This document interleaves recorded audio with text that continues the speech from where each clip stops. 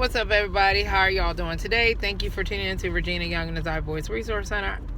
So I'm back on here again because we're talking about Black Lives Matter. So everybody's got a lot to say about it, and I'm super excited that people have a voice and can raise their opinion. So I was watching where the lady was talking about why they were burning down the buildings. And she was saying that they burned down the buildings because they built the buildings. And when she said they built the buildings, meaning she believes her ancestors, or she's saying our ancestors, built the buildings. And she did. She brought up Rosewood. I don't know if you ever watched the movie. I remember watching it.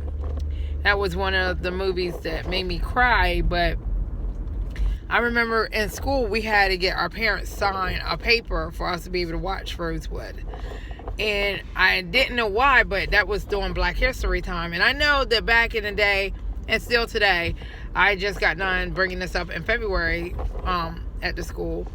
A lot of schools don't talk about Black history, or they don't teach the kids about Black history, but they teach them everything else about every other culture, like the Christopher Columbus and all that stuff. But you don't hear much about Black history. You might hear something every now and then about Martin Luther King, and usually it's a little paper where they have the kids do this is I have a dream, just something so they can put on the board outside the classroom so they can say, hey, I taught something about Black history for the month. But Black history is not just one month. It's multiple months. It's just like everything else. How many times have we been in school and they talk about the presidents? And we all know, you know, who the presidents are or were. They have installed it in our mind over and over and over again, that they constantly tell us about it, that we know. So I'm like, okay, great. We know who the presidents are. Beautiful, hand clap. But not a lot of Black people know, like, the whole scenario or the background about Rosa Parks, Harry Tubman.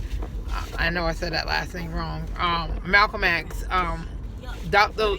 Martin Luther King. They don't know the whole background.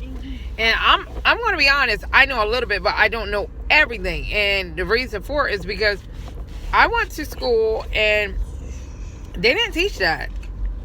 Like, every time it came to Black History Month, we were learning about other stuff like Washington and Benjamin and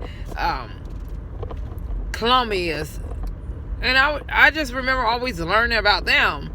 And I'm like, okay. We did a paper about I Had a Dream. So when I actually got to do the book or read a book about Anna Frank's diary, I was like, wow. They weren't Black, but they were similar to Black people. And then when you go back to the old Bible and you read about, you know, Joseph and how the people were in the Bible, a lot of that stuff is being relived because they did it back in the Bible days. Then they did it during slavery. Then they did it during Anna Frank. So it's being relived over and over again. And the sad thing is that there are so many kids that are mixed now. So if you have an ounce, a drop of Black blood in you, you're classified as being Black. Am I right? If I'm wrong, somebody tell me. Because on the applications that I see, I don't see where it says half Black, half white. It says other sometimes, not always. But usually, if a white lady gives birth to a baby by a Black man, that baby is classified as being Black. So it kind of doesn't make 100% sense to me why everybody can't get along, because there's so many interracial dating right now. Everybody's like, you know, with this person or that person. When I think about all the stuff that goes on in growing up as a kid, I remember saying yes ma'am, no ma'am.